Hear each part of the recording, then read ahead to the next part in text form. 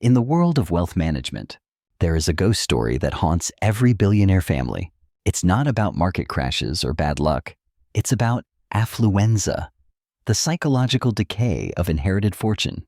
In 1877, Cornelius Vanderbilt II inherited a fortune that, adjusted for today's economy, would be worth an astounding $340 billion. This made him wealthier than the combined fortunes of modern titans like Elon Musk, Jeff Bezos, and Bill Gates. The Vanderbilt family's wealth surpassed the GDP of many nations, and they possessed the most expansive private residences ever constructed in America. Their control over transportation networks linked every major city from New York to San Francisco, solidifying the Vanderbilt name as the very embodiment of American capitalism. This was a dynasty so powerful that they didn't merely participate in the economy, they virtually owned it. But here's where the story takes a tragic turn. Within a mere 50 years, it had all vanished. By 1973, when 120 Vanderbilt descendants gathered for their first family reunion in decades, not a single millionaire remained among them. Not one. To understand the sheer grit behind this fortune, we must look further back to the family's arrival in the New World. The legacy began in 1650 with Jan Artsen, a penniless Dutch farmer. His name, Vanderbilt, literally meaning, from the Bilt slowly morphed into the name that would command the respect of the world. The Vanderbilt story is the ultimate personification of the adage, shirt sleeves to shirt sleeves in 3 generations. This financial phenomenon describes the cycle where the first generation builds the wealth, the second manages it, but begins the drift toward luxury, and by the third, the lack of management and increased consumption lead back to manual labor. The greatest fortune in American history had been completely decimated through a confluence of spectacular financial mismanagement, deep-seated family dysfunction, and what seemed like a generational curse that corrupted everything the dynasty touched. The Vanderbilts' downfall wasn't just the typical ebb and flow of wealth. It was a systematic destruction of generational wealth that defied every principle of financial prudence. While other wealthy families, such as the Rockefellers and Astors, maintained their fortunes across generations, the Vanderbilts managed to squander everything. Despite having the most significant head start in American history, this destruction wasn't caused by market crashes, economic depressions, or business failures. It stemmed from something far more insidious, a family culture that regarded money as an inexhaustible resource to be consumed rather than a finite asset to be preserved. Each generation outspent its predecessors, each heir convinced that their inheritance was so vast as to be inexhaustible. Family members often assumed someone else was managing the wealth while they focused on spending it. The result was a multi-generational financial suicide that consumed $340 billion in real wealth over 75 years. But the money was just the beginning of the tragedy. Yet, the Vanderbilt curse finally met its match in a descendant who found freedom by rejecting the weight of the name entirely. Anderson Cooper, who chose his father's surname and built a self-made career in journalism, famously noted that having no trust fund was a blessing that forced him to forge his own path. His success proved that the Vanderbilt drive could be redeemed, not through an inheritance of gold, but through a legacy of hard work and self-reliance. The Vanderbilt curse destroyed far more than mere financial assets. It shattered families, corrupted characters, and left a legacy of dysfunction that continues to haunt descendants to this day. Suicide, addiction, mental illness, broken marriages, estranged children, and premature deaths followed the family like a dark and ever-present shadow. Yet, within this landscape of ruin, one last figure rose to reclaim the Vanderbilt spirit of enterprise through her own creative labor. Gloria Vanderbilt, once the poor little rich girl of the century's most famous custody trial, refused to live as a relic. She built a designer jeans empire that grossed $100 million in the late 70s, proving that while the trust funds had dried up, the Vanderbilt drive for success could be reborn through art and self-reliance. The wealth that should have provided security and happiness instead became a source of misery, touching virtually every family member. This isn't just a story about the usual challenges of managing generational wealth. It's about how extreme wealth can become a destructive force, tearing apart the very families it's meant to protect. The Vanderbilt curse reveals unsettling truths about money, power, and human nature. Lessons every wealthy family should heed, and every ambitious person should consider before achieving the financial success they covet. This is the story of how America's richest family became one of its most tragic cautionary tales, and why their downfall holds lessons that resonate more profoundly today than ever before. Imagine inheriting so much money that you could literally purchase entire cities, construct private railroad networks across continents, and erect homes that required armies of servants just to maintain. Imagine having wealth so immense that your annual spending exceeded the total budget of most state governments, while your investment income continued to grow faster than you could ever spend it. Imagine being born into a family where financial constraints were not just absent, but incomprehensible, where the question wasn't whether you could afford something, but whether it was impressive enough to merit your attention.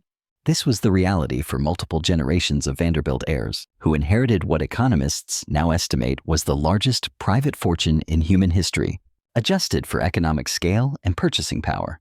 At its peak in the 1890s, the Vanderbilt fortune represented approximately 15% of the entire United States gross domestic product.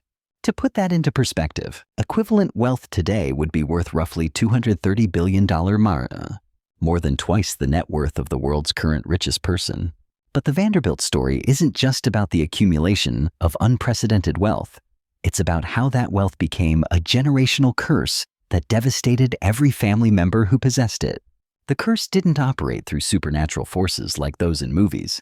It worked through psychological, social, and financial mechanisms far more devastating than any fictional magic. Psychologically, extreme wealth created what psychiatrists now recognize as affluenza, a condition in which individuals lose the ability to understand consequences, develop empathy, or maintain normal human relationships because they've never experienced genuine constraints or accountability socially.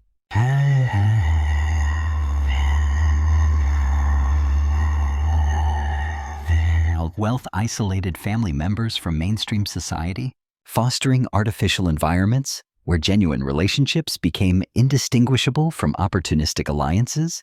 Financially, the wealth fostered such an overwhelming sense of abundance that multiple generations lost any understanding of fiscal responsibility, investment principles, or even the basic mathematics of income versus expenses. But perhaps most destructively, the Vanderbilt wealth fostered a family culture where love, affection, and emotional support became secondary to financial inheritance. Children competed with siblings for parental attention based on who might receive larger bequests. Parents used inheritance threats to control their adult children's behavior. Extended family relationships were poisoned by suspicions about who was influencing inheritance decisions. The result was a dynasty where family members had everything money could buy, but lacked the fundamental human connections that make life meaningful and sustainable. This toxic combination of unlimited resources and profound dysfunction created a multi-generational downward spiral that consumed not just the family fortune, but the family itself. The Vanderbilt curse played out across 4 distinct phases, revealing how extreme wealth can become a destructive force. The accumulation phase, from 1794 to 1877, saw Cornelius Vanderbilt build the fortune through ruthless business practices that prioritized wealth creation over family relationships, establishing patterns of emotional dysfunction that would plague future generations. The excess phase, from 1877 to 1914, witnessed his heirs use inherited wealth to build the most extravagant lifestyle in American history, creating unsustainable spending patterns that began depleting the principal rather than living off investment income. The dissipation phase, from 1914 to 1950, involved multiple inheritance divisions, financial mismanagement, and economic disruptions that accelerated wealth destruction, while family relationships continued to deteriorate. The collapse phase, from 1950 to 1970, saw the final elimination of significant Vanderbilt wealth, along with the complete breakdown of family cohesion and identity. Each phase reveals specific mechanisms through which extreme wealth can become self-destructive, offering lessons that remain relevant for understanding how money affects families, relationships, and human behavior. The Vanderbilt story is particularly important today because we're living through an era of wealth concentration that rivals the Gilded Age, when the Vanderbilt fortune was at its peak. Tech billionaires, hedge fund managers, and international oligarchs are accumulating wealth at scales approaching what the Vanderbilts achieved 150 years ago. However, modern wealth concentration is happening faster and with less institutional knowledge about how to preserve generational wealth across multiple generations. Most contemporary fortunes are first-generation accumulations by individuals who have little understanding of the psychological and social dynamics that destroyed previous wealthy dynasties. The Vanderbilt curse provides a roadmap for understanding how extreme wealth can become destructive, but it also reveals principles that successful wealthy families have used to avoid similar fates. Families like the Rockefellers learned from observing the Vanderbilt downfall and implemented institutional structures, family governance systems, and cultural values that prioritized wealth preservation over wealth consumption. The difference wasn't just in their mindsets, but in the very legal frameworks they used to anchor their legacies. Unlike the Vanderbilts, who passed assets directly from parent to child, exposing the fortune to massive estate taxes and individual whims, families like the Rockefellers utilized generation skipping trusts. This institutional structure prioritizes wealth preservation over wealth consumption, ensuring the capital remains unified and managed by professionals, protecting the heirs from their own potential incompetence. Understanding why the Vanderbilts failed while other families succeeded provides insights that extend beyond wealthy families to anyone who wants to understand how money affects human behavior, family dynamics, and long-term thinking. The Vanderbilt curse reveals that money is never just about money. It's about power, relationships, identity, and purpose. How families handle money reflects and shapes how they handle everything else in their lives. For the Vanderbilts, money became a substitute for love, a weapon for control, and ultimately, a source of corruption that poisoned every aspect of their family relationships. But their story begins with a very different dynamic. When Cornelius Vanderbilt was building the fortune through personal sacrifice, delayed gratification, and an almost pathological focus on business success over immediate pleasure. The irony of the Vanderbilt curse is that it was created by virtues that became vices when inherited rather than earned. The discipline, frugality, and business acumen that built the fortune were never transmitted to the heirs who inherited it. Instead, the heirs inherited only the results of those virtues without understanding the processes that created them. This disconnect between wealth creation and wealth inheritance is at the heart of why the Vanderbilt fortune was destroyed so completely and so quickly. This psychological and intellectual gap wasn't just a loss of values, it was a total breakdown of the family's strategic DNA. The true tragedy was the knowledge decay. Cornelius, the Commodore, possessed an intuitive grasp of market cycles and industry disruption. However, this intellectual capital was never transmitted. The heirs inherited the result of the virtues, the money without understanding the process, the work, leading to a strategic blindness that ignored the rise of automobiles and aviation. Let me take you back to where it all began, to a small farmhouse on Staten Island, where a teenager named Cornelius Vanderbilt was developing the work ethic and business instincts that would create the largest fortune in American history. To understand the sheer grit behind this fortune, we must look further back than the Staten Island farm to the family's very arrival in the New World. The legacy began in 1650 with Jan Aertsen, a penniless Dutch farmer from the village of Bilt, who arrived as an indentured servant. His name, Vanderbilt literally meaning from the Bilt, slowly morphed over generations into the name that would eventually command the respect of the world. In a 2-room farmhouse on Staten Island, Cornelius Vanderbilt was born into poverty so complete that his family sometimes went days without adequate food. His father, Cornelius Vanderbilt, Sr., struggled to support 9 children through subsistence farming and occasional work ferrying passengers between Staten Island and Manhattan.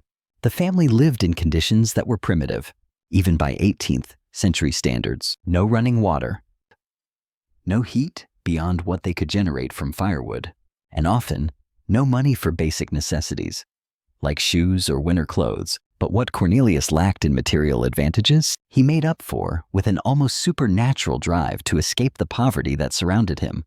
By age 11, Cornelius had permanently dropped out of school, not because he was lazy or unintelligent, but because he had calculated that formal education wouldn't provide the skills he needed to build wealth faster than manual labor would. While other boys his age were learning Latin and mathematics, Cornelius was studying the practical economics of water transportation. By working on his father's small ferry boat, he learned how to read weather patterns, navigate harbor currents, and, most importantly, how to identify business opportunities that others missed. The lesson that shaped his entire life came during a winter storm in 1806 when Cornelius was 12 years old. A wealthy Manhattan merchant needed urgent transport to Staten Island, despite dangerous conditions that had forced every other boat operator to refuse the trip.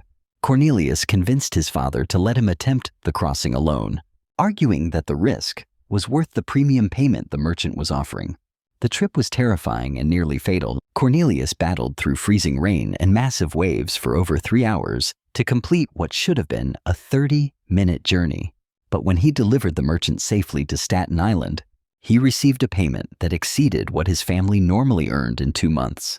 That night, as Cornelius counted the money by candlelight, he understood something that would drive his business philosophy for the next 70 years. Exceptional profits come from taking risks that others won't take and providing services that others can't provide. This insight led to his first major business decision at age 16, when he borrowed $100 from his mother to purchase his own boat and start an independent ferry service. The $100 represented his mother's entire life savings, money she had accumulated by selling vegetables from their garden and taking in laundry from neighboring families. Borrowing it meant that failure wouldn't just harm Cornelius, it would devastate his entire family. But Cornelius understood that the risk was actually smaller than it appeared because he had identified a market inefficiency that virtually guaranteed success if he executed properly. The existing ferry services between Staten Island and Manhattan were operated by boat owners who treated transportation as a side business rather than a primary focus. They ran irregular schedules, charged inconsistent prices, and provided poor customer service because they didn't depend entirely on ferry income for their survival. Cornelius's strategy was simple: provide better service at lower prices by operating more efficiently than competitors who weren't fully committed to the business. He ran his ferry on a precise schedule, regardless of weather conditions. He charged fixed prices that were clearly posted and consistently applied. He maintained his boat in perfect condition and replaced equipment before it failed rather than after. Most importantly, he reinvested every penny of profit back into the business rather than spending money on personal consumption. This approach required extraordinary personal sacrifice. Cornelius worked 16 to 18 hours every day, 7 days a week, for over 3 years without taking a single day off. He slept on his boat to save money on housing. He ate the cheapest food available and wore the same clothes until they were literally falling apart. But the sacrifice paid off faster than even Cornelius had anticipated. Within 6 months, his ferry service was generating more revenue than all of his competitors combined. Within 2 years, he had saved enough money to purchase 2 additional boats and hire other operators to run them under his supervision. By age 20, Cornelius owned the largest ferry operation in New York Harbor and was earning more money annually than lawyers, doctors, and other professionals who had spent years acquiring formal education. But what made Cornelius different from other successful young businessmen wasn't just his ability to make money. It was his obsessive focus on accumulating wealth rather than spending it. While other prosperous young men used their income to purchase better clothes, nicer housing, and social entertainment, Cornelius continued living like a poor person while systematically reinvesting every dollar he earned. His lifestyle remained so austere that neighbors often assumed his business was struggling, when in fact he was accumulating capital faster than almost anyone in New York. This discipline was psychological as much as financial. Cornelius had developed what he called poverty thinking, a mental framework where every expenditure was evaluated against the opportunity cost of investment returns that money could generate if deployed in business operations. A $5 expense for better clothing wasn't just $5. It was the present value of decades of compound investment returns that $5 could generate if reinvested in boat purchases or route expansion. This perspective allowed Cornelius to delay gratification in ways that seemed almost inhuman to people around him. He could earn substantial income while maintaining the lifestyle of someone who was barely surviving because he understood that current consumption was the enemy of future wealth accumulation. But this discipline also created psychological patterns that would later become destructive to his family relationships. Cornelius learned to measure every human interaction in terms of its financial implications. Personal relationships became strategic alliances that were evaluated based on their potential to advance his business interests. Emotional needs became distractions from the focus required for optimal wealth accumulation. Even his marriage in 1813 to Sophia Johnson was influenced by business considerations. Sophia's family had connections in the shipping industry that could provide access to new routes and customers. The relationship certainly included genuine affection, but it was also a calculated decision that strengthened Cornelius's business position. This pattern of subordinating personal relationships to business objectives would define Vanderbilt family dynamics for generations, creating emotional dysfunctions that persisted long after business success was achieved. But even for a man who measured every relationship in dollars, national duty and personal loss once breached his stoic exterior. During the Civil War, Cornelius donated his finest ship, the Vanderbilt, which cost $1 million to the Union Navy. This era also brought his greatest personal tragedy, the death of his favorite son, George Washington Vanderbilt, who succumbed to tuberculosis in the Army, leaving a void that even $100 million could not fill. This psychological disconnect was infamously captured when William Henry, questioned about public convenience, retorted, "The public be damned. I run my railroads for my stockholders," a statement that printed the family's growing arrogance in every paper in America. But even for a man who measured every relationship in dollars, the weight of national duty and personal loss once breached his stoic exterior. During the Civil War, Cornelius met with Abraham Lincoln and donated his finest ship, the Vanderbilt, worth $1 million to the Union Navy to combat Confederate ironclads. This era also brought his greatest personal tragedy, the death of his favorite son, George Washington Vanderbilt, who succumbed to tuberculosis while serving in the Army, leaving a void that even $100 million could not fill. But during the early years of wealth accumulation, Cornelius's single-minded focus was spectacularly effective. By 1818, he had expanded beyond ferry services into steamboat operations that connected New York with cities throughout the Northeast. By 1820, Cornelius Vanderbilt was managing the largest private shipping network on the East Coast. The steamboat business, more intricate and demanding of capital than simple ferry operations, necessitated a deep understanding of route optimization, fuel efficiency, maintenance schedules, and large-scale customer service.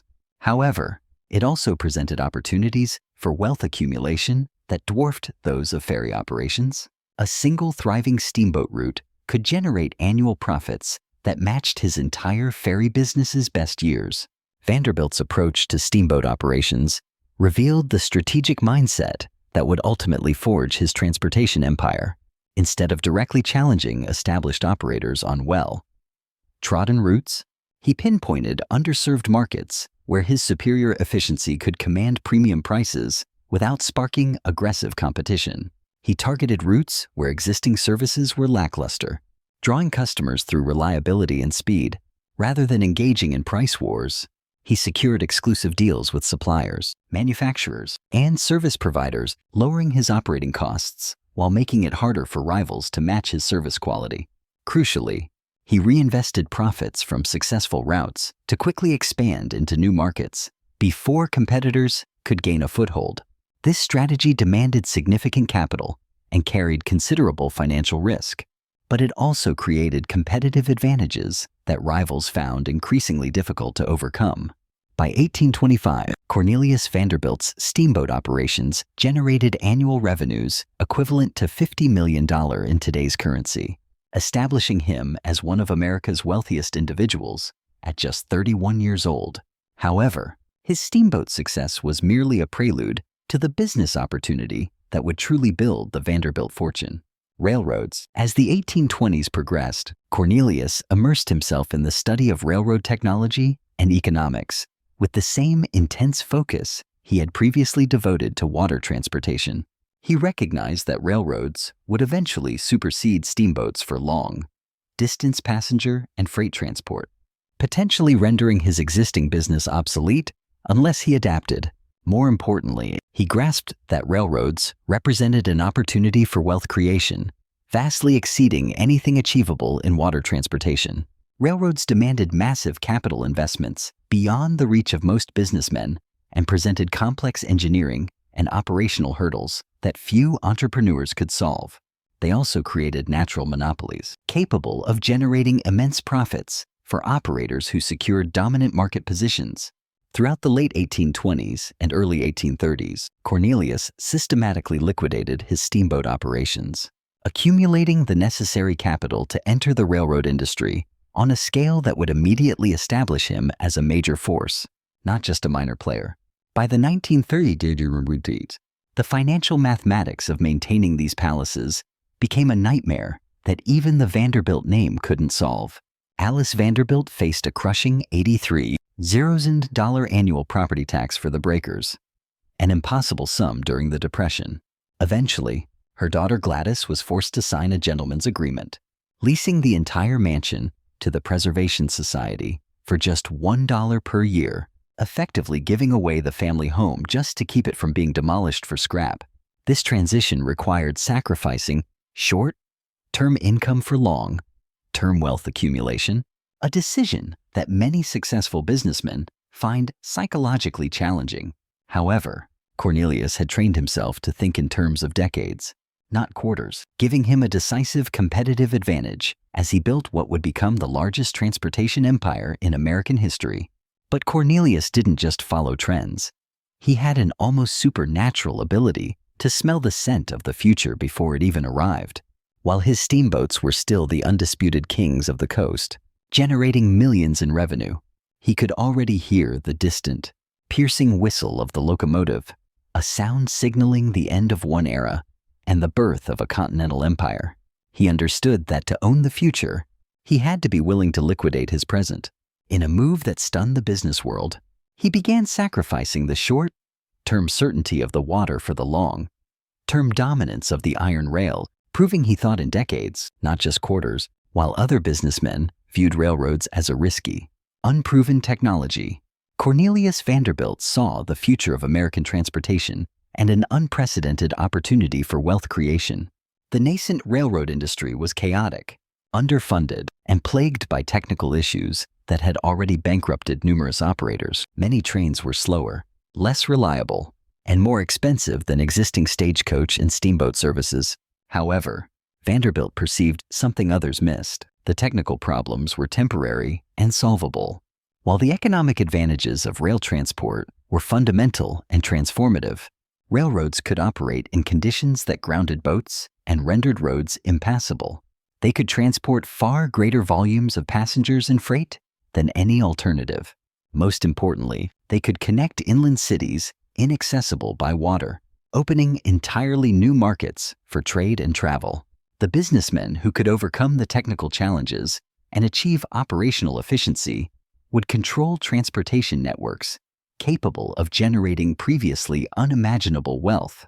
Vanderbilt's entry into railroads was neither gradual nor hesitant. In 1833, he liquidated his entire steamboat business, worth roughly $30 million in today's money, and invested the proceeds in acquiring controlling interests in 3 railroad companies connecting New York with cities in New Jersey and upstate New York. The investment was enormous and daunting. Unlike steamboat operations, which could generate profits relatively quickly, railroads required years of capital investment before yielding any income. Tracks needed laying, stations constructing, locomotives purchasing, and operational systems developing from the ground up. Failure of these railroad investments would mean losing everything Vanderbilt had accumulated over 2 decades of steamboat operations. However, Vanderbilt had studied railroad economics more thoroughly than any other investor in America and understood that success demanded a radically different approach from existing operators. Most railroad companies were trying to compete on price, offering transportation at rates insufficient to cover their capital and operating costs. They were essentially subsidizing passengers and freight customers with investor funds, creating unsustainable business models doomed to fail regardless of technical improvements. Vanderbilt's strategy was the opposite. Charge premium prices for superior service, then reinvest those premium profits into rapid expansion and efficiency improvements, ensuring the premium pricing remained sustainable long term. This required addressing operational challenges that had defeated other railroad operators. First, Vanderbilt standardized track gauges across his entire network, allowing trains to travel seamlessly between different lines without requiring passengers and freight to transfer. While obvious today, in the 1830s, most railroad companies used varying track width, making long-distance travel incredibly inefficient. Second, he implemented centralized scheduling and dispatching systems that coordinated train movements across multiple routes, reducing delays and accidents while maximizing track utilization. Third, he established standardized maintenance procedures that kept locomotives and rolling stock in peak condition, dramatically improving reliability compared to competitors who only performed maintenance upon equipment failure. Fourth, he created integrated freight and passenger services, generating revenue from both types of traffic on the same routes, improving profitability per mile of track compared to operators who specialized in just one. These improvements demanded massive capital investment and meticulous attention to operational details that most railroad owners deemed unnecessary expenses. However, they also created competitive advantages that became increasingly difficult for rivals to match as Vanderbilt's network expanded. By 1840, Vanderbilt's railroads were carrying more passengers and freight than all other East Coast operators combined, while generating profit margins exceeding those of most successful businesses in any industry. This success attracted investment capital from other wealthy individuals seeking to participate in railroad development, but it also drew aggressive competition from rival transportation companies who recognized the threat Vanderbilt's efficiency posed to their operations. This competition sparked what became known as the Railroad Wars, a series of business conflicts that would cement Vanderbilt's reputation for ruthless strategic thinking and his willingness to decimate competitors who threatened his market position. The most significant conflict began in 1844 when the New York and Harlem Railroad, controlled by rival investors, attempted to build competing routes that would have ended Vanderbilt's monopoly on several lucrative corridors. Traditional business competition might have involved competing on service quality, pricing, or marketing to lure customers. Vanderbilt's response was far more aggressive and strategic. First, he used his existing railroad revenues to acquire substantial blocks of New York and Harlem stock, eventually gaining enough ownership to influence the company's board decisions. Second, he negotiated exclusive agreements with suppliers and contractors essential to the New York and Harlem's construction projects, forcing them to pay premium prices for materials and labor. Third, he coordinated with political allies to prevent the New York and Harlem from obtaining the necessary government permits and subsidies to complete their competing routes. Fourth, he engaged in what would now be termed predatory pricing, temporarily slashing his own rates to levels that eliminated profits, while forcing the New York and Harlem to match prices they could not afford. The combination of financial pressure, political interference, and price competition proved devastating for the New York and Harlem's investors, who had anticipated profitable railroad development rather than a financial war of attrition. Within 2 years, the New York and Harlem was bankrupt and available for purchase at a fraction of its construction costs. Vanderbilt acquired the company's assets, eliminated redundant operations, and integrated the most valuable routes into his existing network, effectively transforming his competitors' capital investments into additions to his own transportation empire. The New York and Harlem acquisition established the strategic pattern Vanderbilt would employ for the next 30 years. Identify competitive threats early. Leverage superior financial resources to undermine rivals' business operations. Then acquire their assets at distressed prices. While legal, this approach was undeniably ruthless, generating immense wealth for Vanderbilt, while bankrupting investors unfortunate enough to compete with him. However, this approach also demanded psychological traits incompatible with normal family relationships and emotional attachments. Vanderbilt learned to view business competition as warfare, treating competitors as enemies to be destroyed rather than rivals to be respected. He developed strategic thinking patterns that prioritized winning over fairness, efficiency over loyalty, and long-term dominance over short-term cooperation. These characteristics served him brilliantly in business, but created increasing problems in his personal relationships as his wealth and power grew. By 1850, Vanderbilt controlled railroad networks connecting New York with every major city from Boston to Washington, D.C., generating annual profits equivalent to over $100 million today. But the East Coast Railroad Network was merely the foundation for Vanderbilt's most ambitious project, establishing the first reliable transportation link between New York and California. The California Gold Rush had created an enormous demand for fast, safe transportation to the West Coast, but existing options were slow, expensive, and dangerous. Ships sailing around South America took months and risked shipwreck in treacherous weather. Overland routes through Mexico involved extreme hardship and often resulted in death from disease, violence, or starvation. Vanderbilt recognized an opportunity to create a transportation service that would be faster and safer than existing alternatives while generating profits dwarfing his East Coast Railroad income. His solution was a combined steamship and railroad route through Nicaragua, reducing travel time from New York to San Francisco from months to less than 3 weeks.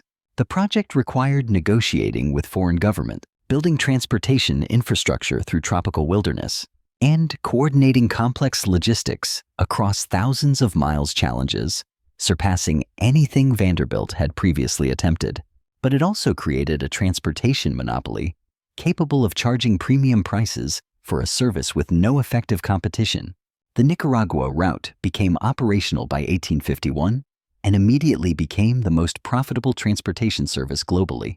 Passengers paid $300 to $500 per person, equivalent to €10 and $1 to $15 and $1 today for passage to California, while the actual cost of providing the service was less than $50 per passenger.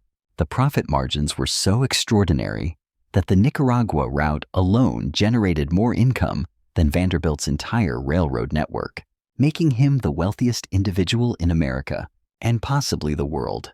However, the Nicaragua success also attracted the attention of competitors determined to break Vanderbilt's transportation monopoly, leading to business conflicts more complex and dangerous than anything he had encountered in domestic railroad competition.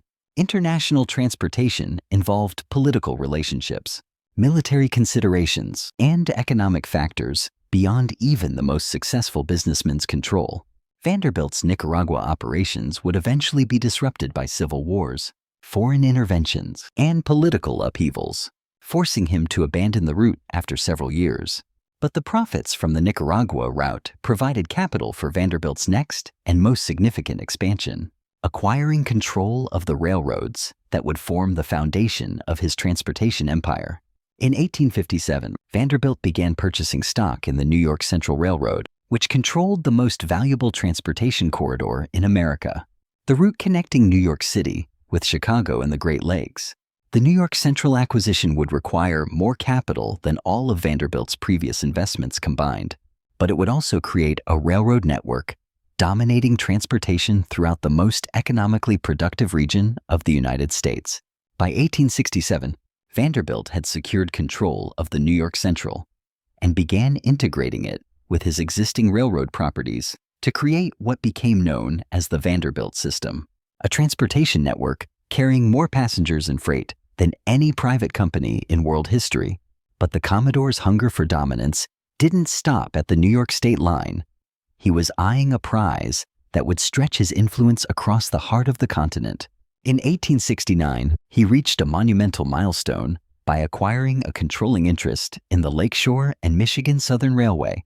This strategic move, combined with his existing monopoly, effectively placed the Commodore in charge of the entire railway industry, from Manhattan to the edge of the Great Plains. To solidify this continental gateway, that same year, he ordered work to commence on Grand Central Depot in Manhattan. His wasn't just a purchase, it was the ultimate springboard that effectively placed the Commodore in charge of the entire railway industry from Manhattan to the edge of the Great Plains. By securing this continental gateway and commencing work on Grand Central Depot that same year, Vanderbilt achieved a near total monopoly. The wealth generated by this system became so immense that its annual profits exceeded the tax revenues of most state governments, representing over 1% of the entire U.S. GDP. This strategic masterstroke explains why, upon his death in 1877, he was able to leave behind an estate worth $100 million, a staggering $340 billion in today's money, making his heir, William Henry, the steward of the largest private fortune in human history. The wealth generated by the Vanderbilt system surpassed anything previously accumulated by an individual American. Annual profits exceeded the tax revenues of most state governments, while the total value of Vanderbilt's railroad properties approached 1% of the entire United States gross domestic product. But this wealth creation was entering a new phase where financial success would be inherited rather than earned, creating psychological and social dynamics that would prove far more destructive than any business competition Vanderbilt had faced. The Gilded excess was about to begin. Cornelius Vanderbilt died in his sleep, leaving an estate worth $100 million equivalent to $340 billion today, to heirs who had never worked a day in their lives. This transition from earned wealth to inherited wealth marked the beginning of the Vanderbilt curse. Although none of the family members understood it at the time, Cornelius had built his fortune through 70 years of obsessive focus on business operations, personal sacrifice, and delayed gratification. His heirs inherited only the fruits of that discipline without understanding the processes that created them. The psychological difference was profound and immediately apparent. Cornelius had lived like a pauper while accumulating vast wealth, wearing the same clothes until they were threadbare, and refusing to spend money on anything that didn't generate investment returns. His son, William Henry Vanderbilt, who inherited the majority of the estate, immediately began spending money at a rate that would have horrified his father. Within months of Cornelius's death, William Henry had commissioned architects to design a mansion that would cost more than most people earned in several lifetimes. Along with the physical monuments of wealth, the family's growing arrogance was captured in a single, infamous retort that would haunt their public image for decades. When William Henry was questioned by a journalist about running trains for public convenience, he famously snapped, "The public be damned. I run my railroads for my stockholders." This outburst reflected the growing detachment of the Vanderbilt heirs from the industrious principles of their patriarch. The mansion at 640 Fifth Avenue wasn't just a home. It was a monument to wealth, designed to demonstrate the Vanderbilt family's supremacy over every other wealthy family in America. The house took 3 years to build and cost $3 million equivalent to $75 million today, making it the most expensive private residence ever constructed in the United States at that time. But the cost was only the beginning of the extravagance. The mansion contained 130 rooms, each decorated with furniture, artwork, and fixtures imported from European palaces and estates. The dining room could seat 200 guests. The ballroom was larger than most public assembly halls.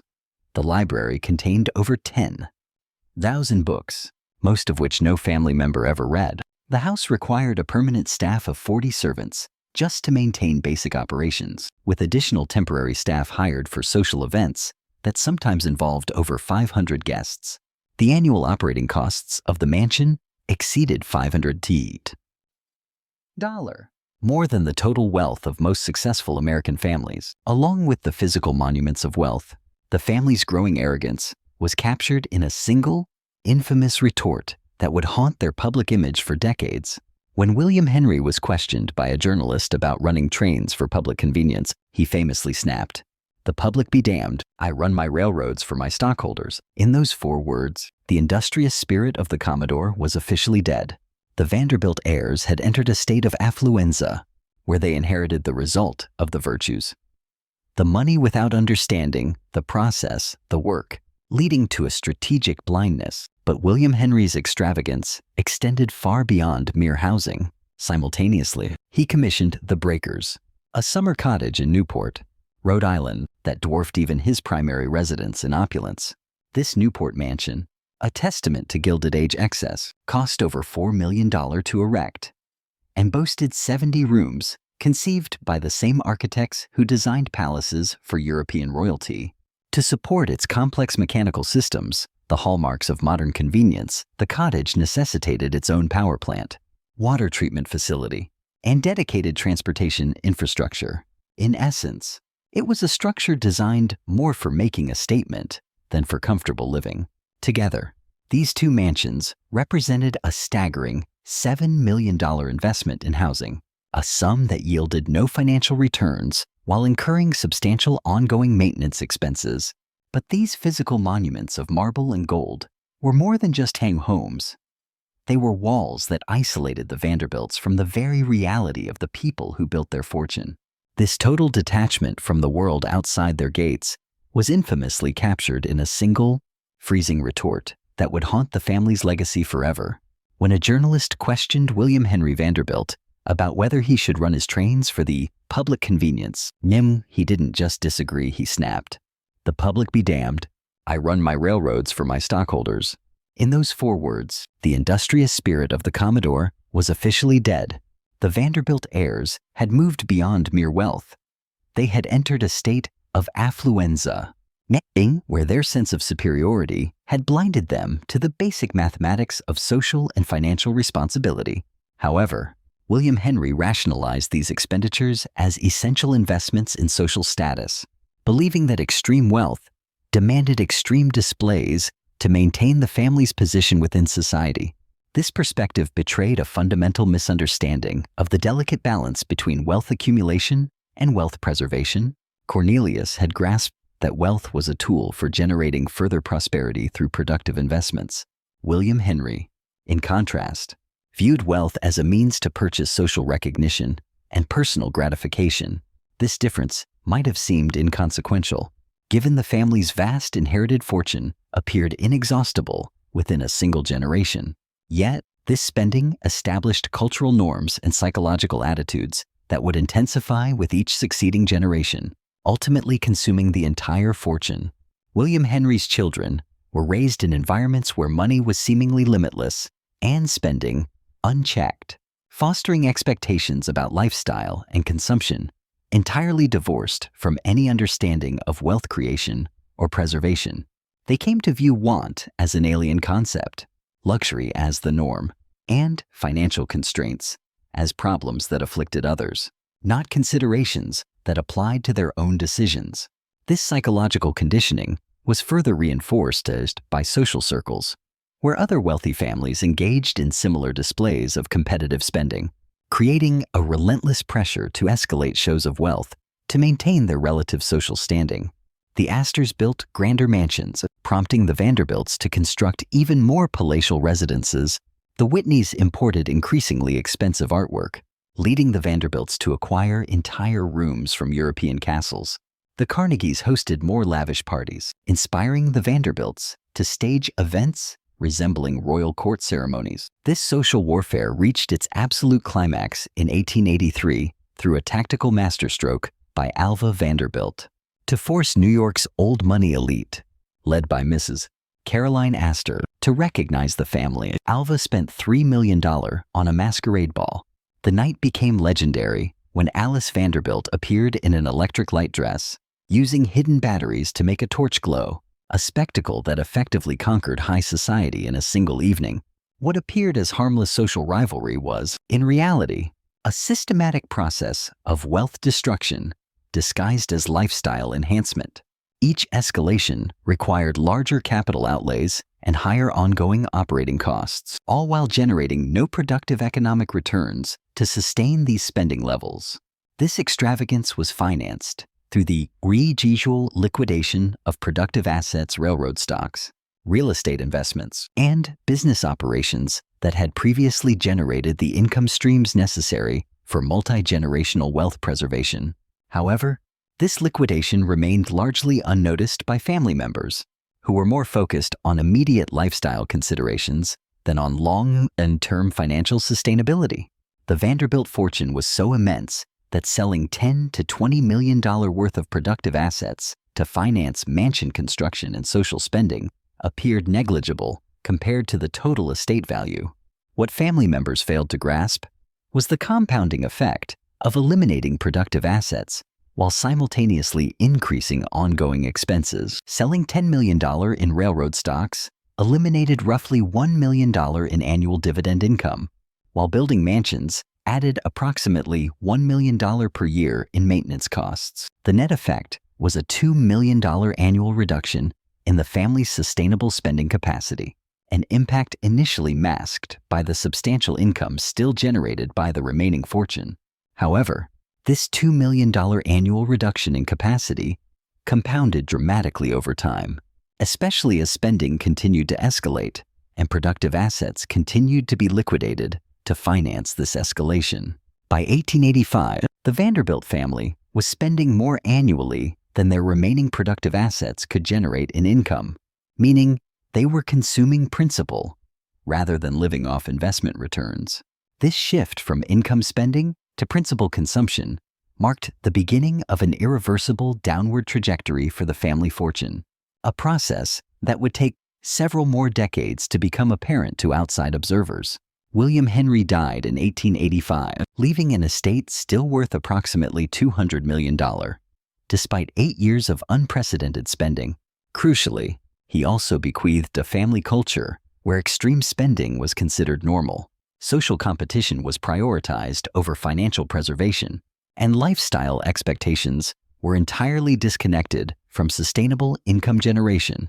His children inherited not only immense wealth, but also the psychological attitudes and social pressures that would accelerate wealth destruction beyond anything William Henry had accomplished. The third generation of Vanderbilts would demonstrate that wealth destruction could be achieved far more efficiently than wealth creation, especially when multiple heirs competed to outspend each other while simultaneously dividing the remaining productive assets. Cornelius Vanderbilt II, inheriting the largest portion of William Henry's estate, immediately embarked on construction projects that would render his father's mansions modest by comparison. His New York mansion at 5th Avenue and 57th Night was designed to be the largest private residence ever built in America, boasting 137 rooms and requiring a staff of 80 servants. His Newport mansion, The Breakers, was completely rebuilt to rival European palaces in scale and grandeur, with construction costs exceeding $10 million more than William Henry had spent on both of his mansions combined. This obsession with permanence and fireproof grandeur was actually forged in the ashes of a catastrophic disaster. In 1892, the original wooden Breakers cottage was leveled by flames in just a few hours. Prompted by this loss, Cornelius II demanded a replacement that could outlast time itself. A palace of steel and stone made of Indiana limestone, where every wooden beam was replaced by steel trusses to ensure it could never burn again. However, Cornelius II was competing with his younger brothers, who were building their own mansions and establishing their own social positions through equally extravagant spending. Frederick Vanderbilt built a mansion in Hyde Park, New York, costing $4 million and filled with furnishings purchased from various European estates.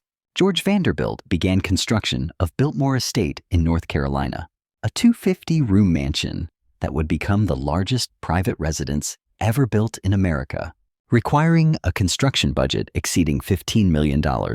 This competitive spending among the brothers created pressure to escalate beyond what any single heir might have chosen independently, accelerating wealth destruction while fragmenting the family's economic and social unity. By 1890, The three Vanderbilt brothers had committed over $30 million to residential construction projects that generated no income while requiring millions of dollars annually to maintain. This spending represented nearly 15% of the total family fortune being converted from productive assets to consumption expenses within a single decade. However, the mansions were just the most visible manifestation of spending that encompassed every conceivable category of luxury consumption. The Vanderbilts maintained multiple residences in different cities and countries, requiring staff, furnishings, and operational expenses that multiplied housing costs far beyond the mansions themselves. They purchased yachts costing millions to build and hundreds of thousands annually to operate. Used for recreational activities, occupying only a few weeks per year, they amassed collections of artwork, rare books, jewelry, and other luxury goods, representing millions in capital that generated no economic returns. Beyond the mansions, the family's wealth was often treated as a dowry for European validation, essentially buying a seat at the table of global aristocracy. This was most evident in the heartbreaking marriage of Consuelo Vanderbilt to the Duke of Marlborough.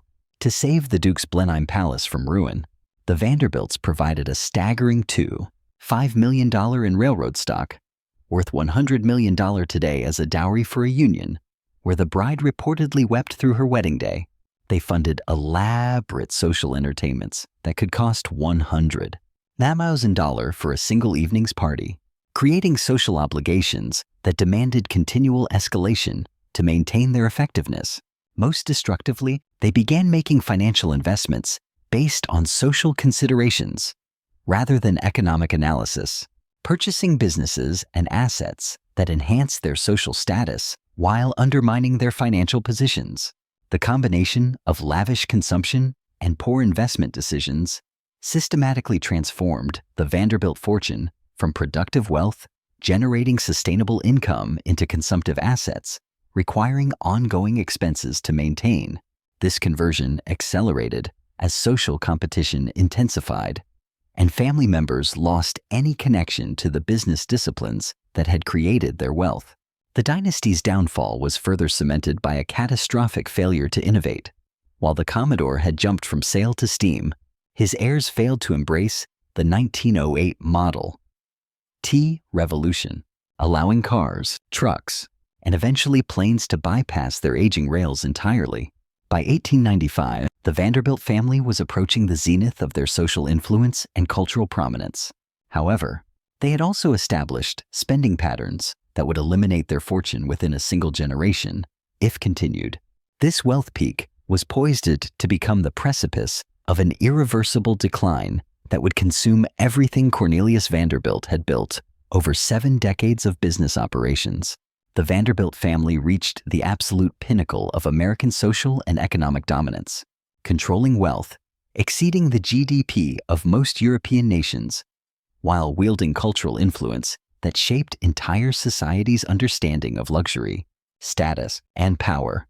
However, what appeared to be the ultimate triumph of generational wealth was, in reality, the moment when the family's financial destruction became mathematically inevitable. The numbers were staggering and unprecedented.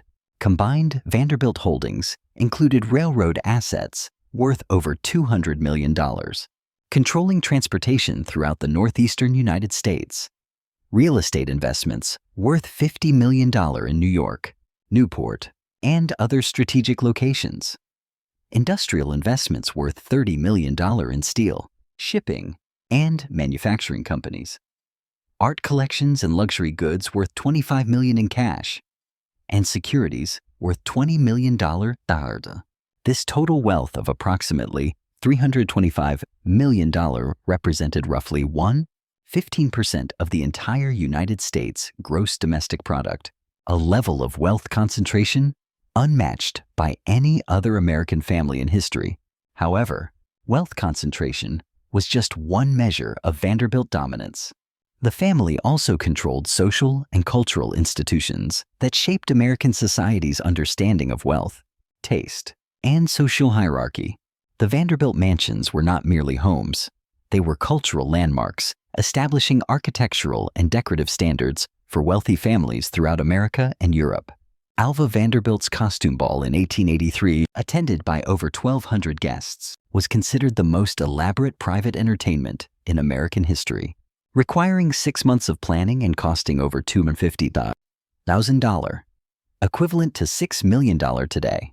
The party established social traditions that wealthy families would imitate for generations.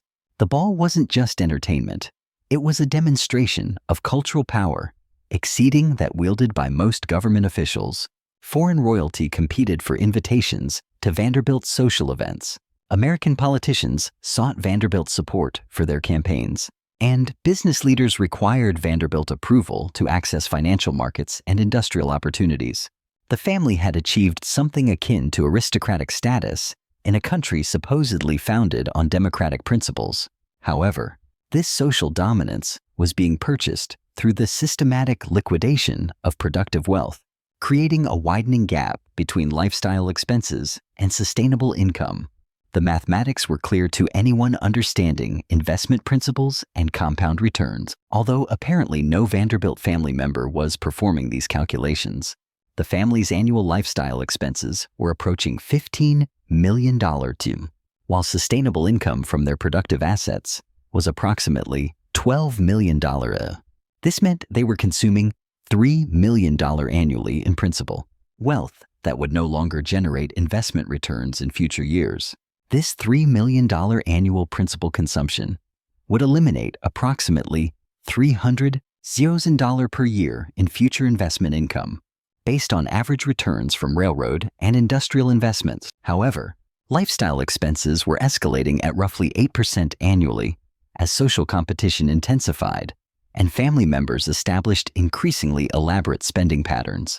If lifestyle expense escalation continued at 8% annually, while productive assets were liquidated at $3 million per year, the family would exhaust their entire fortune within approximately 25 years, regardless of investment performance or economic conditions. The calculation was straightforward, but seemingly incomprehensible to family members who had never experienced financial constraints or learned to think about money in terms of sustainability rather than mere availability. Each individual spending decision appeared reasonable when evaluated against the total family wealth. Building a $10 million mansion represented less than 3% of family assets, and hosting a $250,000 party represented less than 0.1% of family wealth. However, the aggregate effect of multiple family members making similar spending decisions simultaneously created wealth destruction rates, exceeding the wealth creation rates that had built the fortune over 7 decades of business operations. The Vanderbilt fortune had been created through compound investment returns operating over decades. It was now being destroyed through compound consumption escalation operating over years. This acceleration was particularly devastating because the family was simultaneously fragmenting the fortune through inheritance divisions that reduced each heir's sustainable spending capacity while increasing their social pressure to maintain lifestyle standards. William Henry Vanderbilt had inherited a unified fortune generating approximately $8 million annually in sustainable income. His 8 children were dividing that inheritance into separate holdings that generated $1 to $2 million annually, each in sustainable income. However, social expectations required each heir to maintain lifestyle standards, affordable only when supported by the unified fortune. Mansions financially feasible, when financed by $8 million in annual income, became impossible when financed by $1 to $2 million. The result was multiple family members simultaneously liquidating their productive assets to maintain lifestyle expenses, requiring the income generation of the original unified fortune. Cornelius Vanderbilt II was spending $3 million annually on lifestyle expenses, while his inheritance generated approximately $5 million in sustainable income. Frederick Vanderbilt was spending $2 million annually, while his inheritance generated approximately $8 million in sustainable income. George Vanderbilt was spending $4 million annually, while his inheritance generated approximately $2 million in sustainable income. These spending patterns were unsustainable for every individual heir, yet they also created competitive pressure, preventing any family member from reducing expenses without losing social status relative to their siblings. Family members were trapped in what economists would now recognize as a wealth destruction spiral, a situation where rational individual decisions create collectively irrational outcomes, harming everyone involved. Each family member understood that their personal spending was unsustainable, but reducing spending meant accepting a loss of social status, while other family members maintained their positions through continued wealth consumption. This competitive dynamic ensured that wealth destruction would persist until external constraints forced behavioral changes or until the wealth was completely exhausted. However, the social and political influence afforded by extreme wealth prevented the emergence of external constraints that might have enforced fiscal responsibility. The Vanderbilts could borrow against their assets to maintain spending when current income was insufficient. They could sell assets at premium prices because their reputation attracted buyers desiring association with the family name. They could obtain investment opportunities unavailable to less wealthy families. These financial cushions provided by extreme wealth delayed rather than eliminated the consequences of unsustainable spending, allowing destructive patterns to continue longer than would have been possible for families with more modest resources.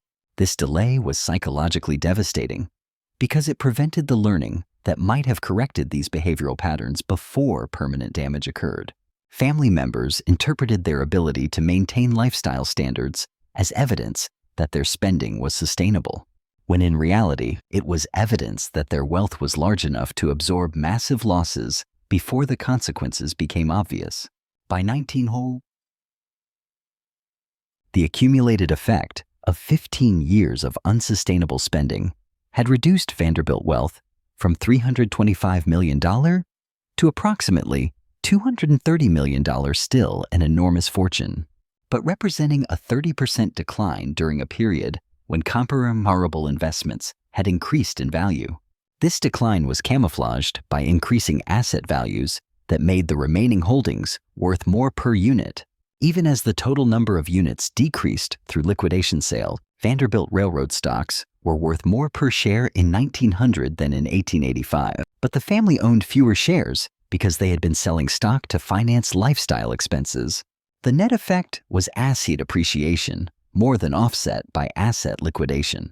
However, the most destructive aspect of this wealth peak period was how the family's established cultural patterns inadvertently paved the way for accelerated wealth erosion in subsequent generations. As the third generation of Vanderbilts matured in the 1890s, their understanding of money, wealth, and financial responsibility was shaped by a family environment where lavish spending seemed both normal and endlessly sustainable. They came to believe that financial constraints were a concern for others, not themselves, and that wealth was primarily for consumption rather than preservation. Financial management, in their view, was an automatic process requiring little personal attention or discipline. Most damagingly, they equated their self-worth with their spending power rather than their ability to contribute value through work, relationships, or personal growth. These attitudes proved disastrous during inheritance transitions, as the family's wealth was divided among an increasing number of heirs, while social expectations continued to escalate and economic conditions became less favorable for passively preserving wealth.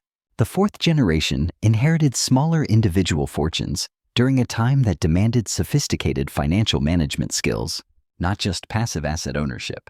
However, they faced these challenges with a mindset and cultural values geared towards wealth consumption rather than preservation. The Vanderbilt curse was entering its most destructive phase, where inherited wealth became a source of family conflict, personal dysfunction, and rapid financial decline, threatening to devour everything the family had accumulated through decades of business success. The inheritance wars were about to begin, transforming family relationships into financial competitions that would simultaneously destroy family unity and wealth. December 12, 1899, Cornelius Vanderbilt II's stroke, while reviewing his will, triggered a series of inheritance battles that would tear the Vanderbilt family apart and hasten the dissipation of their fortune. This wasn't merely the usual challenge of transferring wealth across generations. It was a systematic collapse of family bonds fueled by competing claims on money that was already dwindling.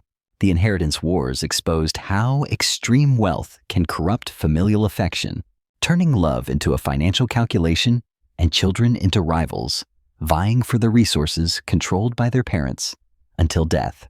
Cornelius II's stroke immediately sparked panic among his children and siblings, not out of concern for his health, but from fear of how his potential demise would affect their access to the family fortune. Their panic was justified, given the complex and often contradictory inheritance arrangements that had evolved as the Vanderbilt wealth was divided among a growing number of heirs over several generations. William Henry Vanderbilt had bequeathed his fortune to 8 children, but the distribution was unequal, with restrictions and conditions that fostered ongoing sibling conflicts. Some children received controlling interests in specific businesses, while others received only passive investment holdings that provided income but no operational control. Certain inheritances included stipulations that prevented heirs from selling assets or making major financial decisions without the approval of other family members. Some bequests were contingent upon marital status, social behavior, or other personal choices, allowing family members to influence individual inheritance decisions.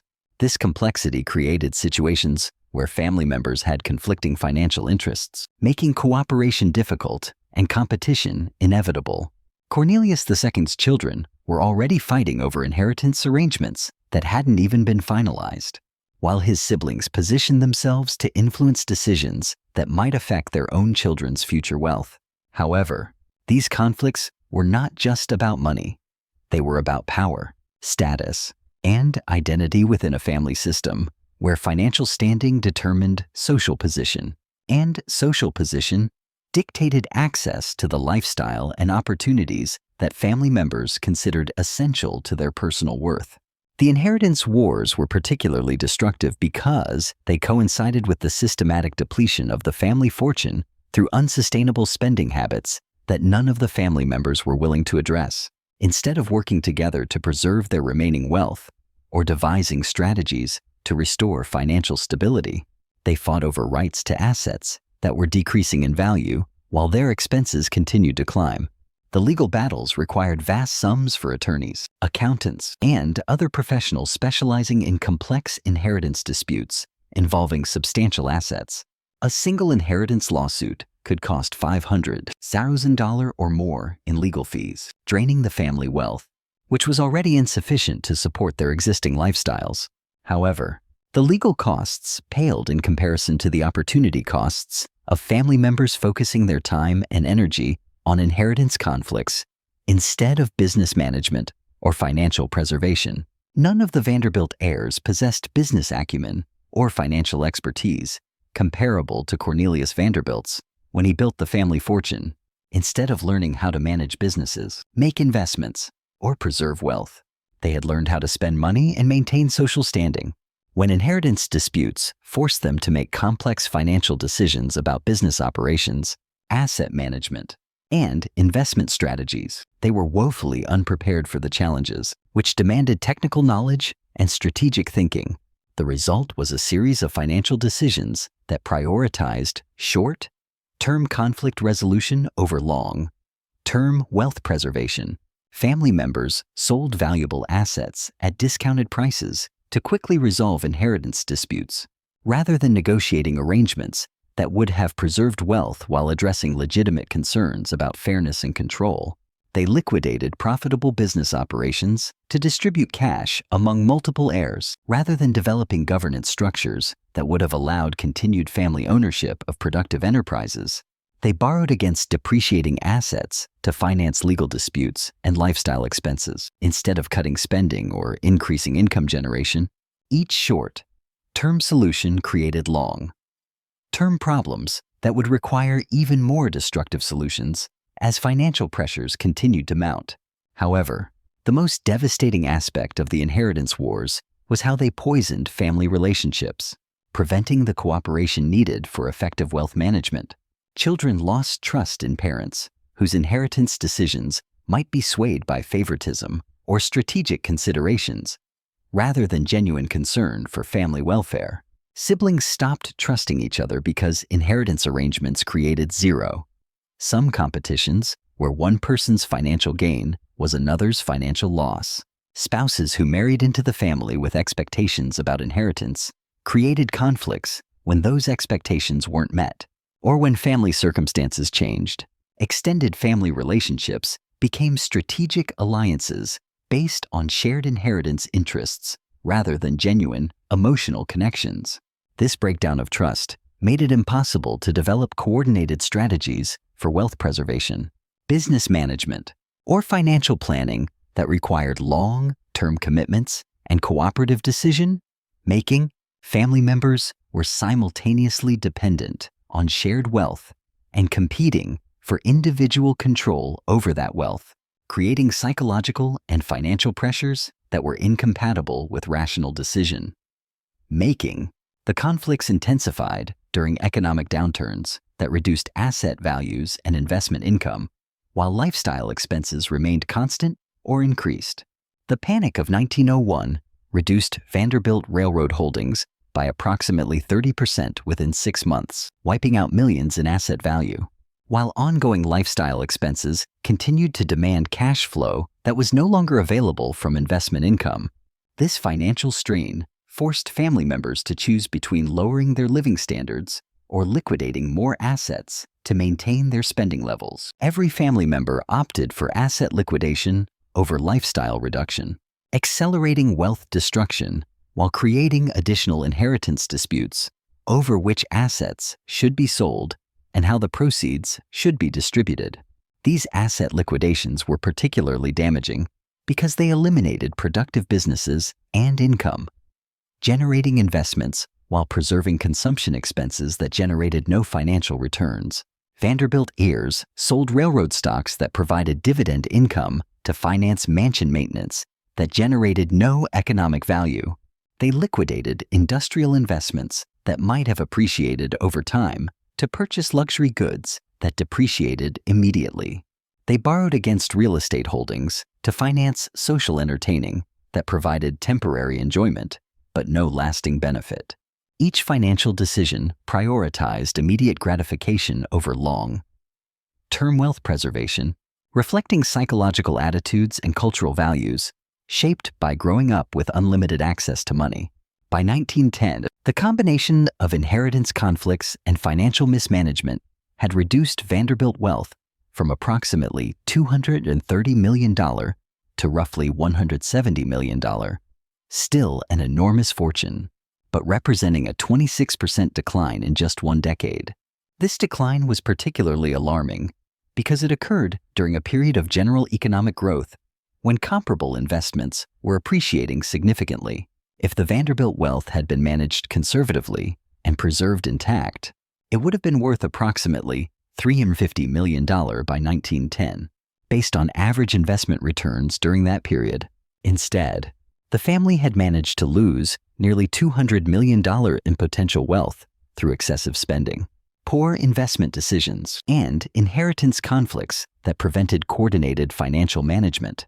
This financial decline created psychological pressures that intensified the inheritance wars, rather than encouraging the cooperation that might have halted the wealth destruction.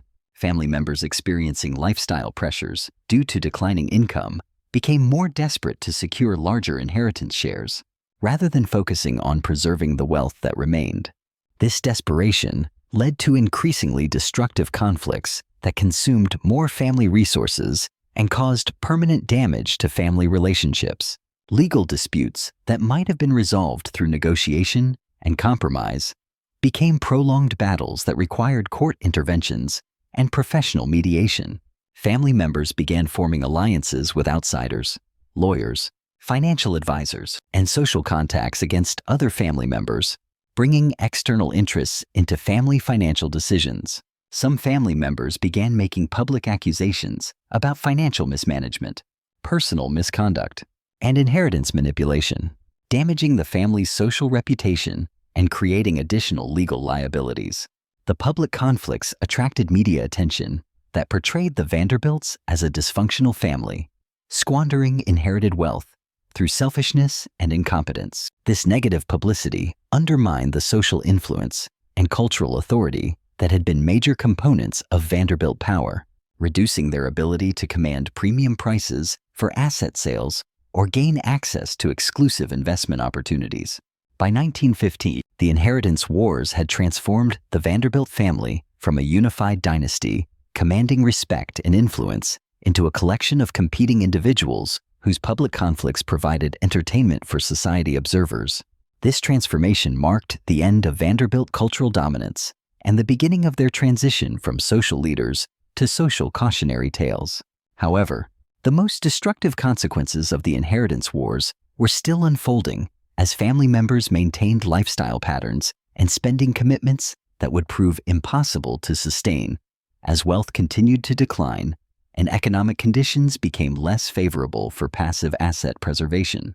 The Newport mansions, once the pinnacle of Vanderbilt social achievement, were about to become symbols of financial excess that the family could no longer afford to maintain. Summer 1912, the Vanderbilt cottages in Newport, Rhode Island, represented the pinnacle of American architectural extravagance and the most visible symbol of wealth destruction, disguised as wealth display. What the family called summer cottages were actually palaces that rivaled European royal residences in scale, cost, and operational complexity. The breakers alone contained 70 rooms, required a staff of 60 servants to operate, and cost more to maintain annually than most successful businesses generated in revenue. This wasn't just a matter of expensive taste. It was a fundamental failure of economic logic. From a wealth management perspective, the Vanderbilts fell into what experts call the consumption trap. They made the fatal error of systematically converting productive assets, like the railroad stocks that generated consistent dividends, into consumptive liabilities, primarily mansions that consumed cash without return. While a Rockefeller mansion served as a strategic base for business, a Vanderbilt mansion became a financial millstone. A property like the breakers cost a staggering $400,000 annually just to prevent physical deterioration, generating a 0% ROI while aggressively incinerating the family's core principle.